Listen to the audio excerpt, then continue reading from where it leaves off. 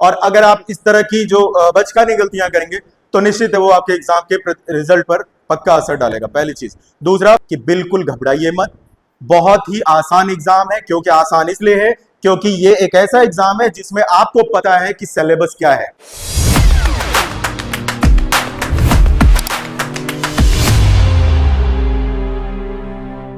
नमस्कार दोस्तों, स्वागत है हमारे YouTube चैनल पीआर के स्टडी पॉइंट में। मेरा नाम अनुपम चौबे है। जैसा मैंने पिछले वीडियो में आपको इंट्रोड्यूस कराया था अपने आप को, एक बार फिर कर देता हूँ। अनुपम चौबे मेरा नाम है। मैं यहाँ पे यूकेपीएससी और यूपीएससी की प्री और मेंस की क्लासेस लेता हूँ।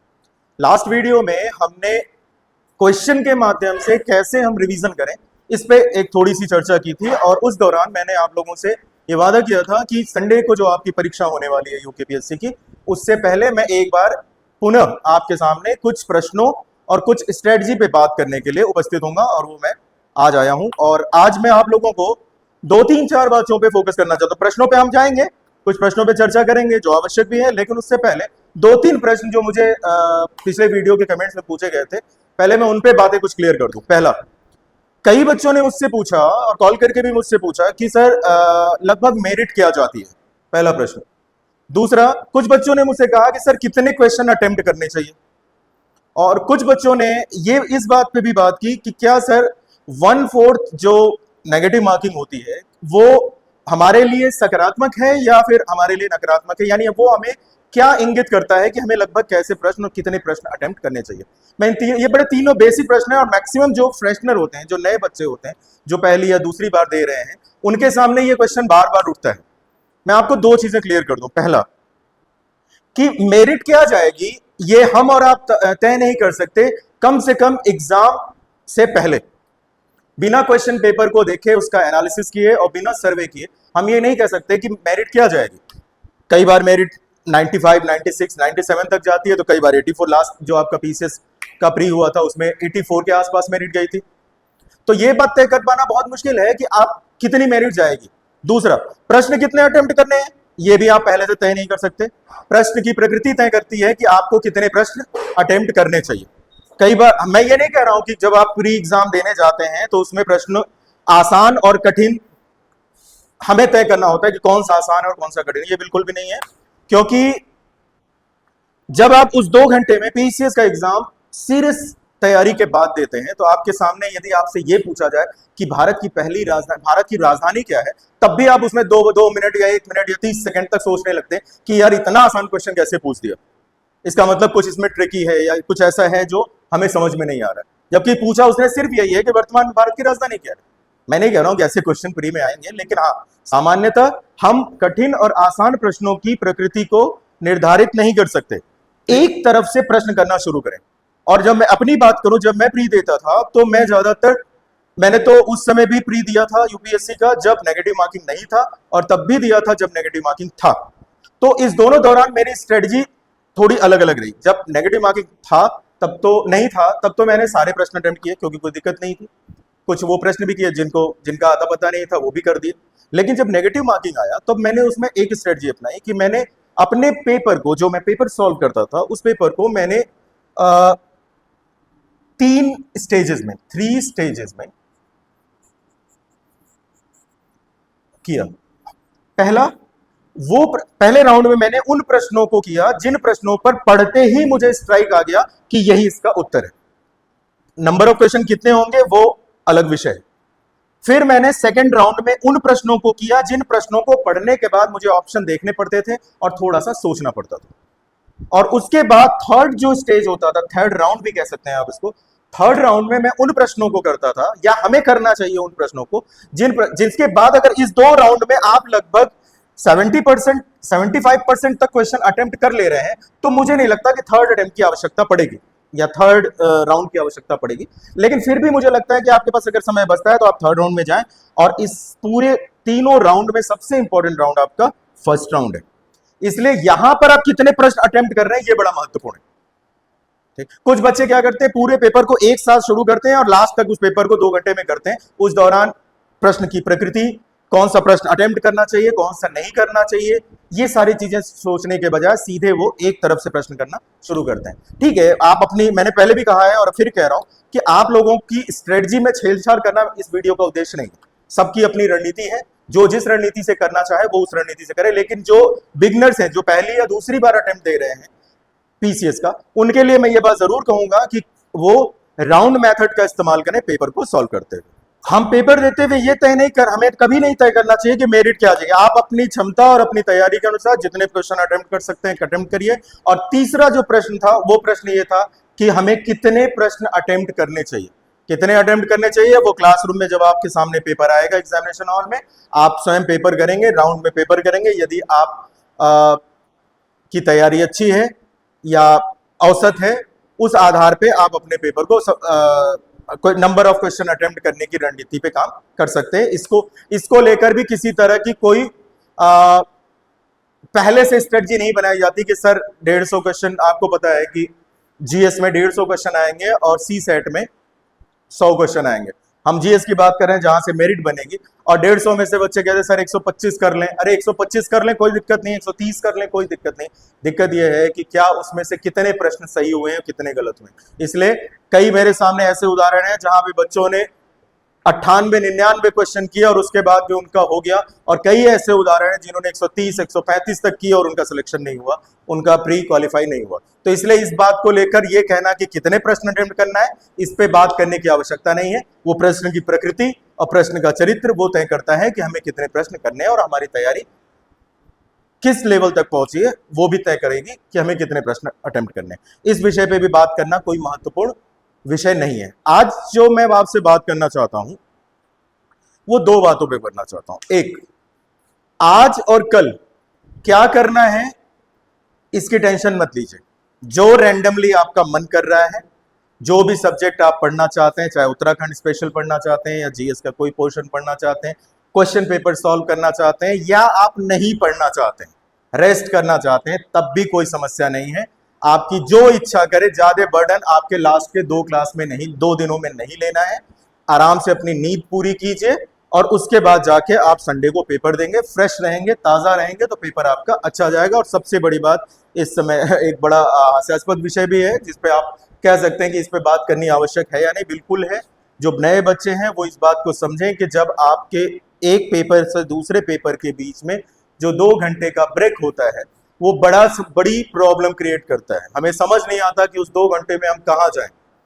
कोई पार्क में बैठता है, कोई कहीं बैठता है, कोई कहीं बैठता है। उस दौरान आपका सर, आपका कंसंट्रेशन और जो आपका एक्टिवनेस है वो थोड़ी कम हो जाती है। तो बेहतर ये है कि आप उससे पहले वाले दिन में खूब आराम से बढ़िया से अपनी नींद पूरी करें, रेस्ट करें, और उसके बाद जाकर उस जो संडे को आपका पेपर 2 पेपर है उसको डील करें। सबका अच्छा जाएगा। सबको बहुत बहुत शुभकामनाएं हैं। और उससे पहले मैं आप लोगों से कुछ अन्य विषयों पे भी बात करूंगा। जैसा मैंने कहा था कि आज भी मैं 2-4-5 क्वेश्चन पे डिस्कस करूंगा, जिनमें से कुछ प्रश्न मैं आपके सामने देख रहा हूं। और पहला प्रश्न है, निम्नलिखित में से कौन सी विशेषता अशोक के धम्म की मूलभूत विशेषताओं में से एक नहीं है। पहली बात तो यह ध्यान रखना है आपको कि जब भी क्वेश्चन आता है उसमें मूल शब्दों को, बेसिक वर्ड्स को अंडरलाइन कर दें क्वेश्चन करते हुए। जैसे कई बार हम गलती क्या करते हैं, निम्नलिखित में से कौन सी एक विशेषता अशोक के धम्म की मूलभूत विशेषताओं में से है, हम कई बार या हम नहीं को वर्ड छोड़ देते हैं, ध्यान ही नहीं जाता, हमें लगता है हाँ विशेषताएं पूछ रहा है। तो अक्सर ये जो नहीं है ना, ये बड़ा घातक हो जाता है। तो जब आप प्रश्न करते हैं तो इस बात का ध्यान रखें कि मूल शब्दावली से छूटे ना, और प्रश्न को बहुत शांत मन से एकाग्रता के साथ पढ़ें। मैंने अभी उदाहरण दिया था कि आसान से आसान क्वेश्चन भी जब एग्जामिनेशन हॉल में आप जाते हैं तो वो आपको कठिन लगने लगता है। इसलिए अब चूंकि नहीं पूछ रहा है, आपको पता है अशोक ने, इसका उत्तर तो एकदम सिंपल है, ब्रह्मचर्य के विषय में अशोक के धम्म में कोई बात नहीं की गई है। धम्म की जो परिभाषा अशोक ने दी है, धर्मनिरपेक्षता की बात की है, सभी धर्मों में सद्भाव, सभी धर्म में समानता की बात उन्होंने की है, अहिंसा की बात की है। आपको पता है बौद्ध धर्म का मूलभूत सिद्धांतों में से एक है। राजनीतिक एकीकरण की भी बात की है अशोक ने, जो अशोक के बृहद 13 शिलालेख है, 14 शिलालेख है, उनमें से हर शिलालेख के अपने अपने विषय है, अपने अपने बिंदु है। ब्रह्मचर्य अशोक के धम्म की विशेषता नहीं है, ठीक है, लेकिन बौद्ध धर्म में ब्रह्मचर्य के विषय में काफी बातें बौद्ध धर्म के सिद्धांतों और विचारों में दी गई। चूंकि अशोक का धम्म कोई धर्म नहीं था, अशोक ने अपने राजनीतिक और अपने सिद्धांतों को, अपनी बातों को कहने के लिए अशोक ने अभिलेखों का प्रयोग किया, और जिसमें उसने अपने विचारों को अपना धम्म कहा। धम्म पाली भाषा का शब्द है जिसका अर्थ होता है धर्म, लेकिन यहां पे धर्म को यह प्रयास किया गया, ये ना समझा जाए कि ये अशोक ने किसी धम्म या एक नए धर्म की स्थापना और नए धर्म के मूलभूत सिद्धांतों पे बात की है। ठीक, इसका उत्तर है ब्रह्मचर्य। अगला प्रश्न है, मास्की शिलालेख वर्तमान में किस राज्य में है? जैसा मैंने पहले भी कहा था कि आपको कुछ चीजें ध्यान रखनी है जब आप प्रश्न करते हैं। जैसे मास्की है, मास्की के बारे में आपको पहले इसका उत्तर जान लें। इसका उत्तर कर्नाटक है, मास्की कर्नाटक में है। और आपको पता है मास्की वो उन 4 अभिलेखों में से अशोक का वो अभिलेख है जिसमें अशोक का नाम अशोक वर्धन मिलता है, यानी अशोक का नाम अशोक। अन्य 3 कौन कौन से हैं? मास्की है, गुर्जरा है, नेट्टूर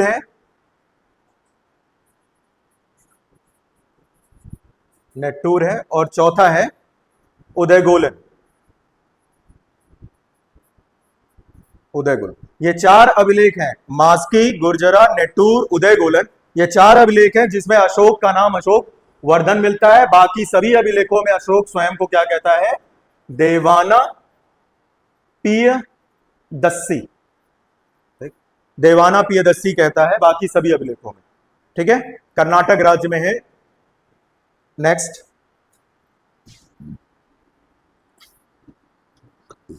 निम्नलिखित में से किस शासक के शासन काल में चीनी यात्री वेनसांग भारत आया? सिंपल क्वेश्चन है, आपको पता है वेनसांग जो है वो हर्षवर्धन के शासन काल में भारत आया था, लगभग 603 ईस्वी के आसपास। इसमें थोड़ा सा आपको विरोधाभास दिख सकता है, कहीं कहीं पे ये 303 और कहीं कहीं पे 604, कहीं 603, कहीं 604 दिया रहता है। बस एक बात ध्यान रखें कि वेनसांग भारत में लगभग 15 वर्षों तक रहा था। वेनसांग कहीं भी अपने पूरे यात्रा वृतांत में कहीं भी शासक का नाम नहीं लेता है।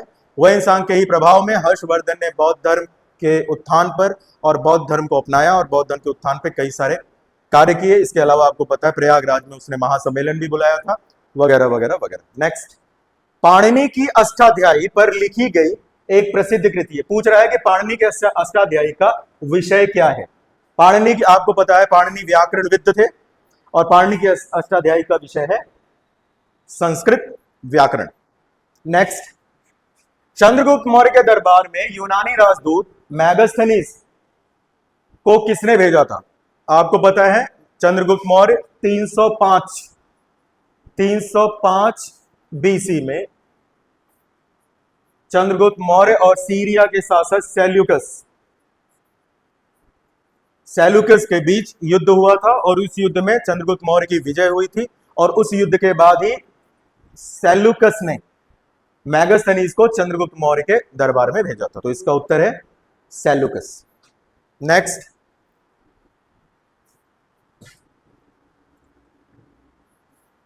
निम्नलिखित में से किस मौर्य शासक ने कलिंग पर विजय प्राप्त की थी?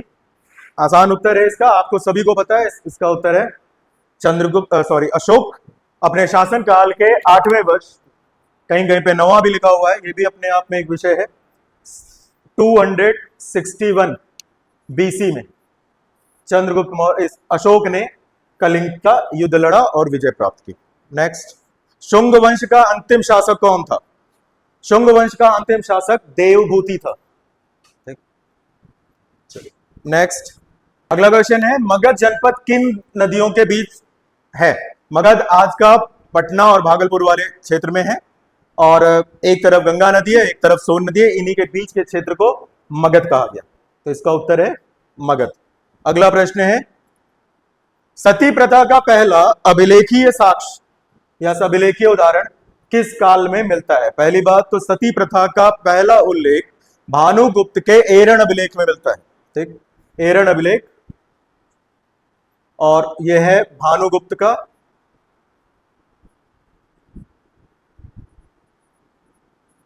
और जिसकी पत्नी इस अभिलेख में जो वर्णन है उसमें कहा गया कि गोपराज की पत्नी ने पहली बार सती प्रथा या सती बनकर इस प्रथा को एक तरह से कहें प्रारंभिक उल्लेख के रूप में एरन अभिलेख में ही मिलता है और ये गुप्त काल का है, लगभग 510 बीसी के एडी के आसपास। नेक्स्ट अगला प्रश्न है कव्य वंश के संस्थापक। ये सब फैक्चुअल क्वेश्चन है, इसमें ज्यादा परेशान होने की जरूरत नहीं है। मैंने आज सिर्फ उदाहरण के स्वरूप आपको कुछ क्वेश्चन कराए हैं और इसका उत्तर आपको भी पता है, इसका उत्तर है वासुदेव। खैर, हमने 10 क्वेश्चन किए।